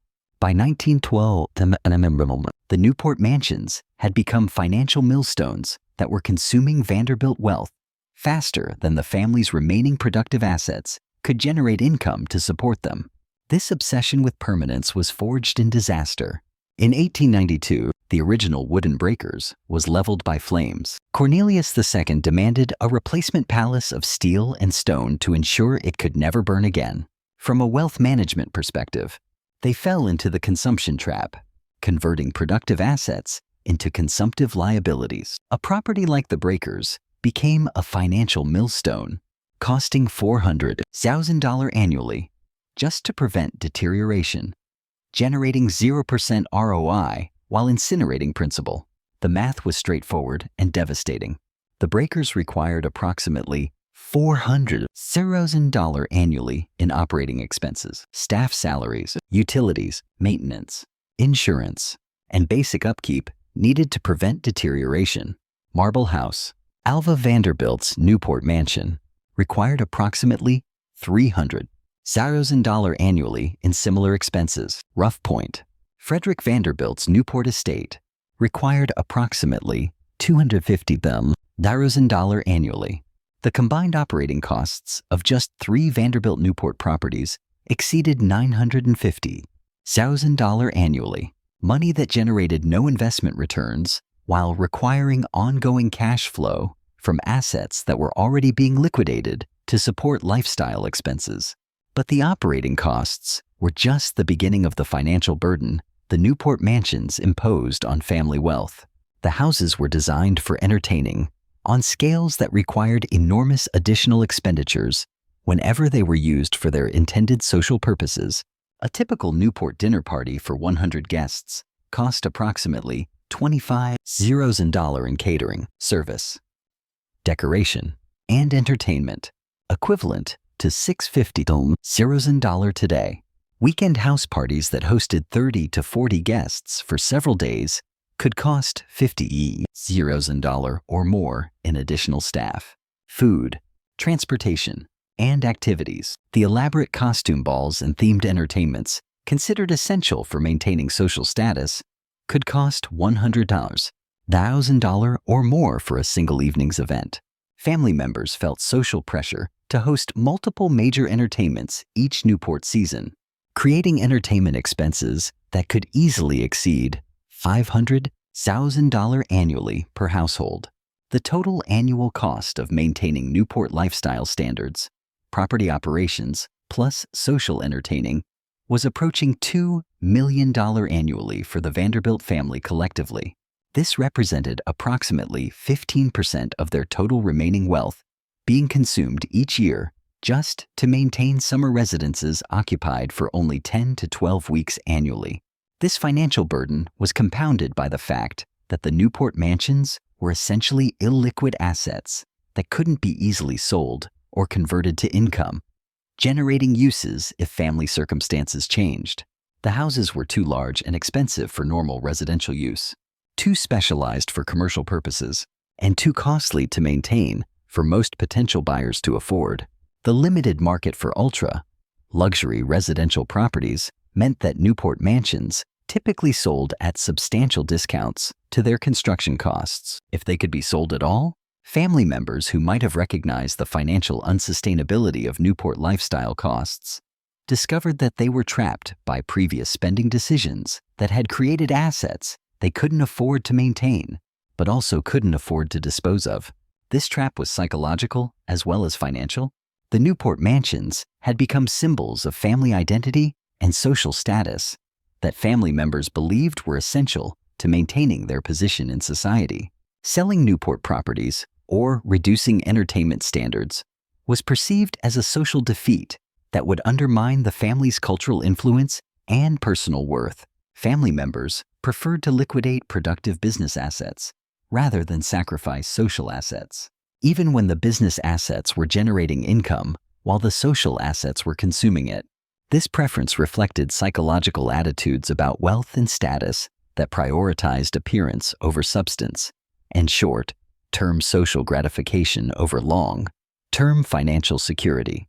These attitudes were reinforced by social environments where other wealthy families were engaged in similar competitive spending, creating pressure to maintain lifestyle standards regardless of financial sustainability.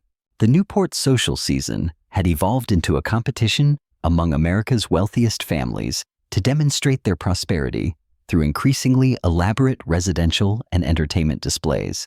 Families that reduced their Newport presence or entertainment standards were perceived as experiencing financial difficulties, creating social stigma that motivated continued spending, even when that spending was financially destructive. This competitive dynamic created what economists would recognize as a keeping up with the Joneses spiral, collectively destructive for participating families while individually necessary for maintaining social status. The Vanderbilts were trapped in this dynamic, along with other wealthy families. For the Vanderbilts, their financial situation was particularly fragile. Unlike families such as the Astors and Whitneys, who funded their Newport lifestyles with revenue from thriving business empires, the Vanderbilts were increasingly reliant on liquidating assets. This strategy diminished their capacity to generate future income. The crucial difference lay in sustainability. Newport expenses were manageable for families whose wealth was growing, but posed a significant threat to those experiencing financial decline. By 1950, some Vanderbilt family members privately conceded that maintaining their Newport estates was becoming financially untenable. However, none were willing to be the first to downsize and risk the resulting social repercussions. This reluctance created a coordination problem. While everyone understood that collective cost cutting would benefit all, individual reductions would disadvantage the family member who acted first. Compounding this issue were inheritance disputes that hindered cooperative decision-making regarding shared family interests and financial strategies. Family members vying for larger inheritance shares were unwilling to make sacrifices that might disproportionately benefit their siblings, even if those sacrifices were necessary for the overall financial health of the family. This internal competition mirrored the external competition as with other wealthy families, creating multiple layers of financial pressure that impeded rational responses to their deteriorating financial situation. The outbreak of World War I further complicated matters. The war caused economic disruptions that reduced investment income while simultaneously increasing operating costs for luxury properties and lifestyle maintenance. European investments, which had previously provided substantial income, were disrupted by wartime conditions. Domestic investments were redirected toward war production, generating uncertain returns. Labor costs also increased as workers were drawn into military service and war industry employment. These economic pressures forced many wealthy families to reduce their lifestyle expenses and reassess the financial sustainability of maintaining multiple luxury residences. However, the Vanderbilts were slower than other families to recognize the need for spending adjustments, partly because their wealth had been so vast that they had never previously encountered serious financial constraints. Family members continued to maintain full Newport operations through 1916 and 1917, even as investment income declined and operating costs increased due to wartime economic conditions. This continued spending, during a period when financial prudence was clearly necessary, demonstrated how disconnected the family had become from basic principles of financial management and economic reality. By 1918, the combined effect of wartime economic disruption and ongoing lifestyle expenses had reduced the Vanderbilt fortune from approximately $170 million to roughly $120 million, a substantial sum, but a 30% decline in just 8 years. The physical evaporation of the dynasty was mirrored by the disappearance of their grandest monuments from the New York skyline. In 1926, the magnificent Triple Palace on Fifth Avenue, once the beating heart of the family, was sold and demolished to make way for a department store, Bergdorf Goodman. By 1947, all the major Vanderbilt townhouses in Manhattan had been reduced to rubble, marking the symbolic end of an era where stone and marble were no longer enough to protect the family name. This decline was accelerating as family members liquidated increasing amounts of productive assets to maintain lifestyle standards that their current income could no longer support. The Newport mansions had become symbols of financial excess that the family could no longer afford but couldn't bring themselves to abandon.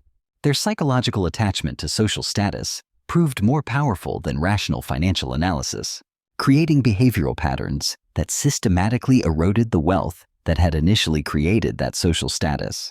The Newport era also established cultural precedents and social expectations that would influence subsequent generations of Vanderbilt heirs. These heirs would inherit even smaller individual fortunes while maintaining the same lifestyle expectations.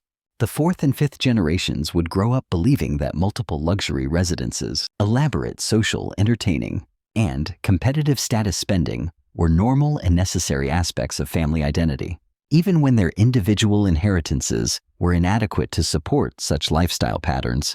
The psychological conditioning created by Newport excess would prove more durable than the financial resources needed to sustain it, creating a gap between expectations and reality that would accelerate wealth destruction in the decades to come. The next phase involved social climbing, as family members pursued European titles and international recognition to compensate for their declining financial position and diminishing domestic social influence. As the Vanderbilt financial position continued to deteriorate, family members began pursuing something they believed was even more valuable than money: European aristocratic titles that would provide permanent social status, regardless of financial wealth. This strategy reflected a fundamental misunderstanding of the relationship between money and social power, but it also created financial obligations and social pressures that accelerated wealth destruction beyond anything the family had previously experienced. Alva Vanderbilt spearheaded the campaign for European social recognition, using her divorce settlement and inherited wealth to purchase a mansion in Paris and cultivate relationships with financially distressed European nobility who were willing to trade social recognition for American money. This approach was both expensive and psychologically revealing. Alva spent over $2 million annually maintaining European social positions that required constant entertaining. gift, giving, and financial support for aristocratic allies who viewed American wealth as a resource to be exploited, rather than a qualification for genuine social acceptance. European aristocrats had centuries of experience managing relationships with wealthy commoners who sought social elevation through financial contributions. They understood how to extract maximum financial benefit while providing only enough social recognition to encourage continued payments, without granting actual equality or genuine acceptance. This dynamic was particularly exploitative because American social climbers were competing against each other for European aristocratic attention, creating bidding wars that drove up the cost of social recognition while diminishing its exclusivity. Alva wasn't the only wealthy American pursuing European titles. Competition from other wealthy Americans meant that the cost of aristocratic marriages, social introductions, and court presentations was escalating rapidly, while the actual social benefits were diminishing due to oversupply. However, the competition was irresistible for family members who had grown up believing that social status was the primary purpose of wealth, and who were experiencing declining domestic influence due to changing social conditions and their reduced financial standing. The pursuit of European titles created several categories of financial obligation that consumed enormous amounts of family wealth while generating no economic returns. Marriage arrangements typically required dowries of $5 to $10 million mahars, plus ongoing financial support for European husbands who had titles but no income sources. Social establishment required purchasing and maintaining European residences, hiring European staff, and funding European lifestyle standards designed to demonstrate American wealth, rather than provide comfortable living. Court presentations and social introductions required elaborate clothing, jewelry, entertainment, and gift. Giving that could cost $500,000 or more for a single social season. Charitable and political contributions were expected to support European institutions, causes, and individuals who could provide social recognition in exchange for American financial support. But the most expensive category was what might be called social maintenance, ongoing financial obligations necessary to preserve social positions once they had been achieved. European social recognition wasn't a one-time purchase. It required continuous financial contributions to maintain relevance within aristocratic social systems designed to extract maximum value from wealthy outsiders. Consuelo Vanderbilt's marriage to the Duke of Marlborough exemplified the financial dynamics and psychological costs of European social climbing. The marriage arrangement required a dowry of $10 million dit, plus ongoing financial support that eventually totaled over $20 million da. This money was transferred from Vanderbilt wealth to support European aristocratic lifestyle standards that generated no benefits for the Vanderbilt family. However, the financial costs were minimal compared to the personal costs of marriages arranged for social rather than emotional reasons. Consuelo's marriage was essentially a business transaction in which American money was exchanged for European titles, with minimal consideration for personal compatibility, emotional connection, or long-term relationship satisfaction. The psychological toll of such arrangements was devastating for family members who sacrificed personal happiness for social advancement that proved temporary and superficial. European aristocrats viewed American heiresses as financial resources rather than social equals, creating relationships that were fundamentally exploitative. Regardless of formal social recognition, this exploitation was particularly damaging because it created financial obligations that continued long after the social benefits had been realized or the relationships had deteriorated. Divorce settlements, child support, and ongoing social maintenance requirements meant that European social climbing created permanent financial drains that continued consuming family wealth for decades after the original social objectives had been achieved or abandoned. Perhaps the most destructive aspect of European social climbing was how it distracted family attention and resources from the domestic financial management necessary to preserve remaining wealth. Family members focused on European social advancement, neglected business operations, investment management, and financial planning that might have arrested the wealth destruction continuing in America. This divided attention was particularly costly because the 1920s offered substantial investment opportunities for families with available capital and business expertise.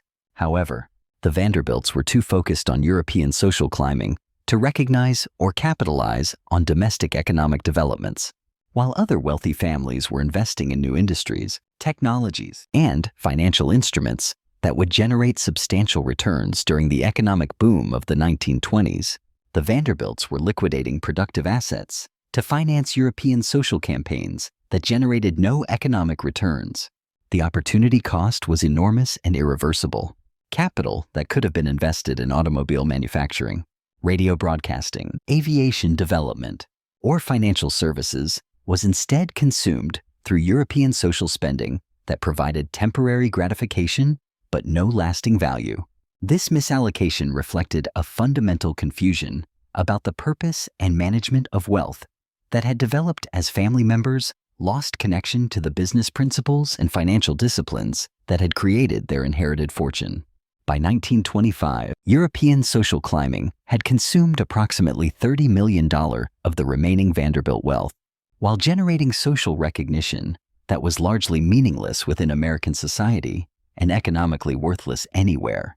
The family had traded productive assets for social titles that provided no financial benefits, no business advantages, and no sustainable influence over social or political institutions that mattered for their long-term interests. However, the psychological attraction of European titles continued to motivate family spending, even as the financial unsustainability became obvious to external observers. Family members had become psychologically dependent on social status as a measure of personal worth, making it impossible to abandon social climbing strategies, even when those strategies were clearly destructive to family financial interests. This dependence reflected broader psychological problems that had developed as family members lost any connection to productive work, business achievement, or personal accomplishment that might have provided alternative sources of self-esteem and identity.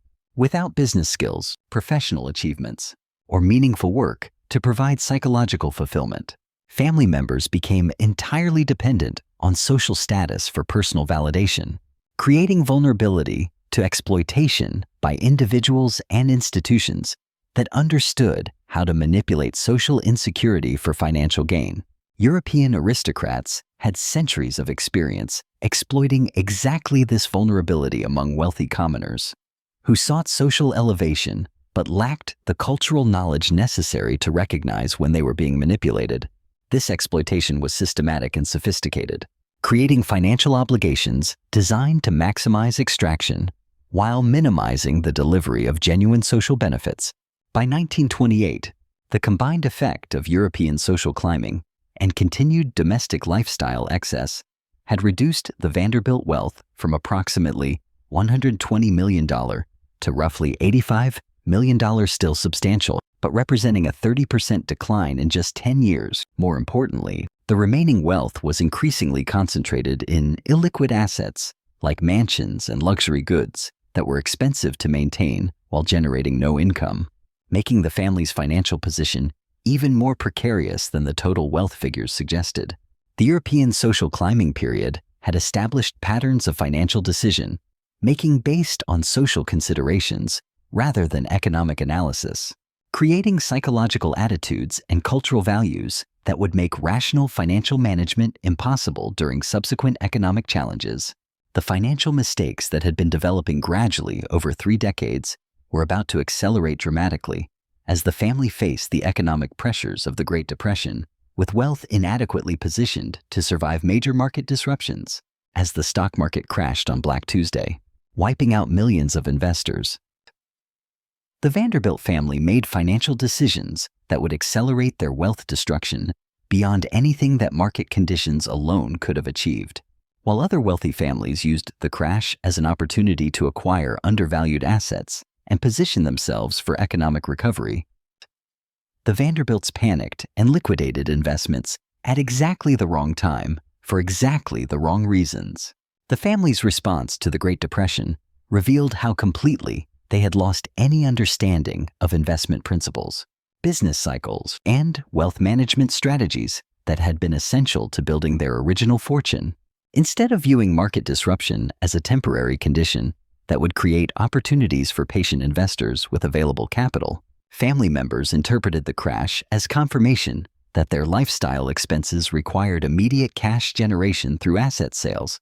This interpretation was psychologically understandable, but financially catastrophic.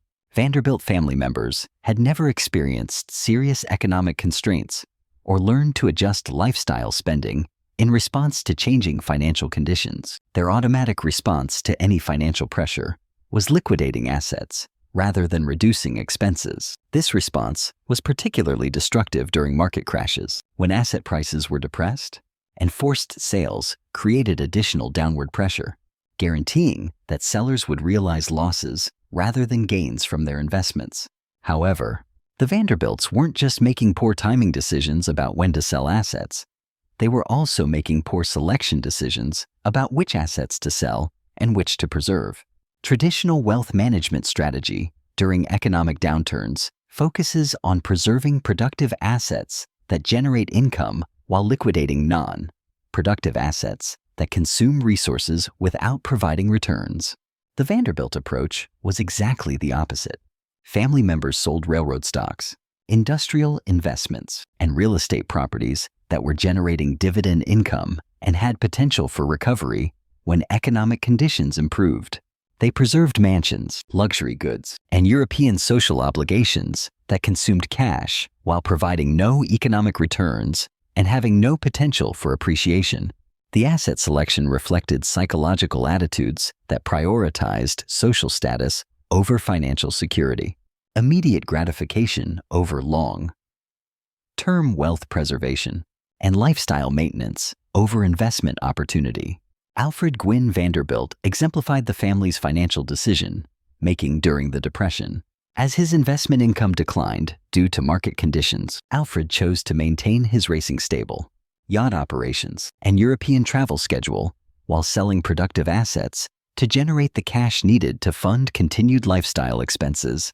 His racing stable required approximately $500,000 annually in operating costs, horse purchases, training facilities, staff salaries, transportation, and competition expenses, while generating no income and providing no investment value.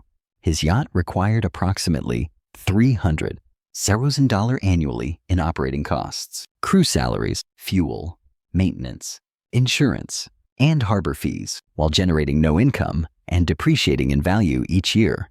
His European travel and social obligations required approximately $400,000 annually in expenses, hotel accommodations, entertainment, gifts, charitable contributions, and lifestyle maintenance, while generating no income and providing no lasting benefits.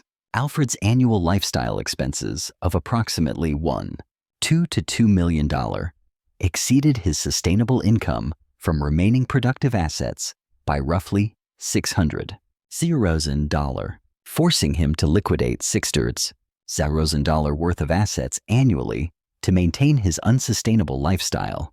Each year, a significant portion of the Vanderbilt fortune was being consumed by investments that yielded no financial return, merely serving to sustain existing spending habits.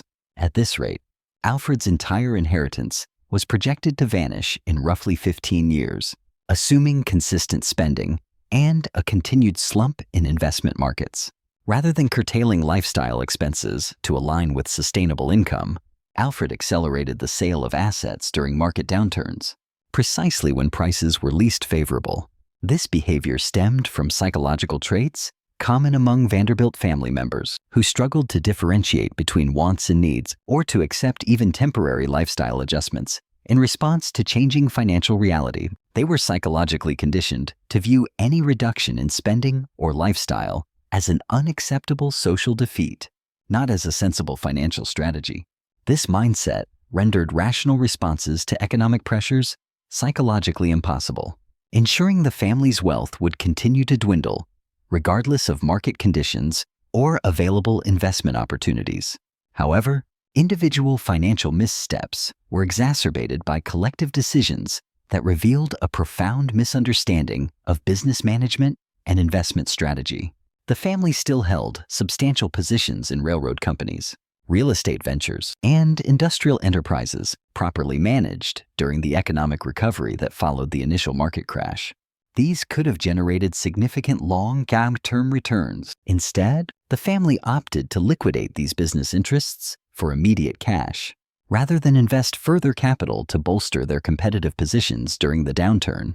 These decisions reflected a short-sighted focus, prioritizing immediate cash generation over the creation of long-term value. Consequently, the Vanderbilts were guaranteed to miss the wealth, building opportunities that the economic recovery would present to more patient investors. Cornelius Vanderbilt III's management of the family's railroad holdings perfectly illustrated the strategic errors that systematically eroded the remaining Vanderbilt wealth. While the railroad industry was experiencing a temporary slowdown due to reduced freight demand and passenger travel in the early years of the Depression, its long-term prospects remained bright, fueled by ongoing industrial development and population growth that would necessitate increased transportation capacity. Families like the Mellons and Rockefellers were capitalizing on the economic downturn to acquire additional railroad assets at depressed prices, positioning themselves to profit from the transportation expansion that would accompany economic recovery. Cornelius III, however, chose the opposite path, selling Vanderbilt Railroad holdings at fire. Sale prices to fund lifestyle expenses and social obligations that offered no economic return. These sales realized prices that were 40 to 60% below the asset's long-term value, and the proceeds were used for lifestyle spending rather than reinvested in alternative assets that could generate future income. The result was a permanent destruction of wealth, precluding the family's participation in the economic recovery that began in the mid-1930s. By 1935, families that had preserved or expanded their productive asset holdings during the early years of the Depression were experiencing substantial wealth growth as economic conditions improved and asset values rebounded. In contrast, the Vanderbilts had divested most of their productive assets during the economic downturn, rendering them unable to partake in the recovery that restored and enhanced the fortunes of families who had managed their wealth more strategically. Perhaps the most damaging financial blunder of the Depression era was the family's approach to debt management and leverage. Instead of leveraging their substantial asset base to secure credit, which could have maintained their lifestyle while preserving long-term investment positions, family members chose to immediately liquidate assets rather than borrow against them temporarily. This choice reflected ingrained psychological attitudes about debt that were inappropriate for wealthy families during a temporary economic crisis. Utilizing debt financing during market disruptions allows affluent families to maintain liquidity and living standards while preserving asset positions poised to benefit from economic recovery. As asset prices recover, these families can refinance debt at more favorable terms or liquidate smaller portions of their holdings to satisfy debt obligations while retaining the bulk of their productive wealth. This strategy necessitates a temporary acceptance of interest expenses and debt obligations, but it safeguards long-term wealth creation potential that asset liquidation irrevocably eliminates. The Vanderbilt approach, however, avoided the temporary costs of debt financing while ensuring the permanent consequences of wealth destruction through forced asset sales in an unfavorable market. This aversion to debt was understandable for individuals lacking sophisticated financial management skills, but it was entirely inappropriate for family members who possessed ample wealth to weather temporary economic disruptions through strategic resource management. By 1940, the combined effect of poor asset selection, unfortunate timing, and strategic mismanagement had diminished the Vanderbilt fortune from approximately $85 million to roughly $45 million, a 47% decline during a decade in which other wealthy families were preserving or increasing their financial standing.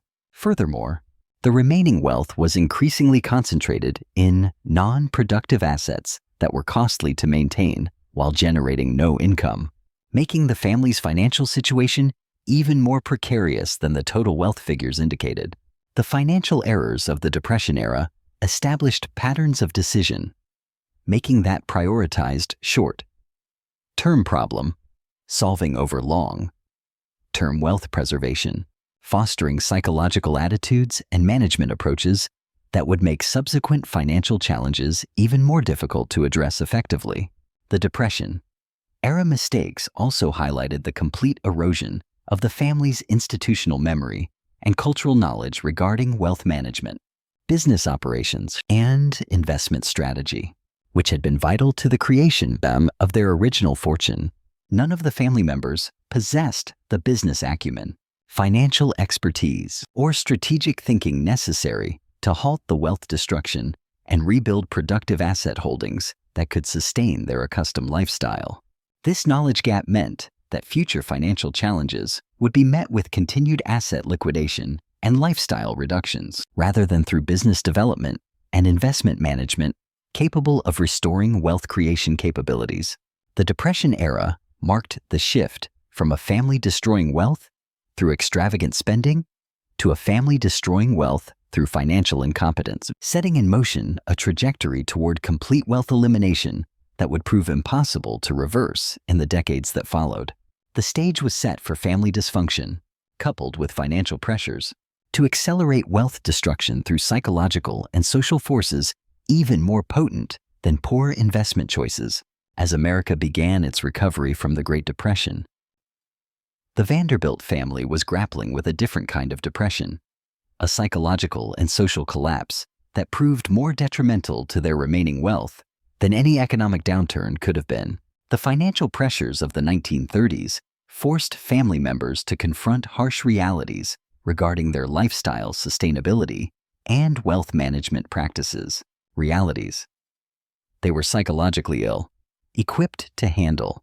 For the first time in 3 generations, Vanderbilt family members were experiencing genuine financial constraints that demanded difficult decisions about spending priorities and lifestyle standards.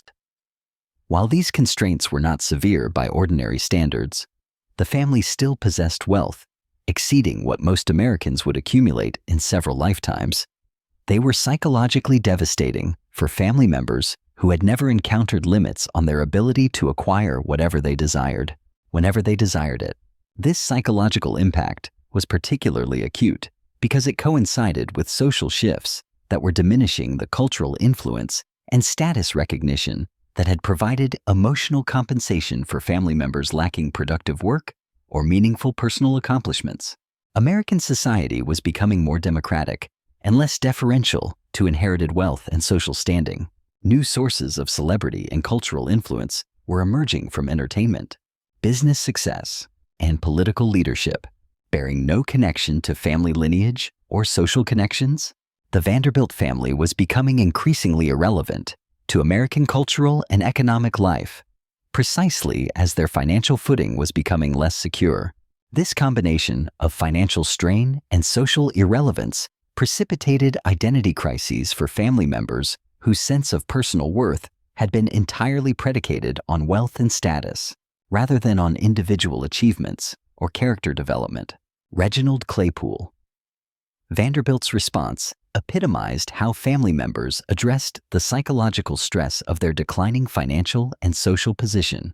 Instead of cultivating business skill, reducing lifestyle expenses, or pursuing meaningful work that could offer alternative sources of income and self-esteem, Reginald retreated into alcohol, gambling, and increasingly desperate efforts to recapture the social prominence he remembered from his childhood. This generational curse finally found its antidote in the 5th generation. Anderson Cooper, who chose his father's surname and built a self-made career in journalism, famously noted that having no trust fund was a blessing that forced him to forge his own path, proving that the Vanderbilt drive for success could be redeemed not through inheritance, but through hard work and self-reliance. As Anderson Cooper famously reflected, "I think my mom's life was about finding her own path, and my path was about not having a safety net." This serves as the ultimate lesson for the modern age. True security isn't found in a trust fund, but in the redemption of hard work. The Vanderbilt name rose on ambition, fell on excess, and was finally redeemed through self-reliance.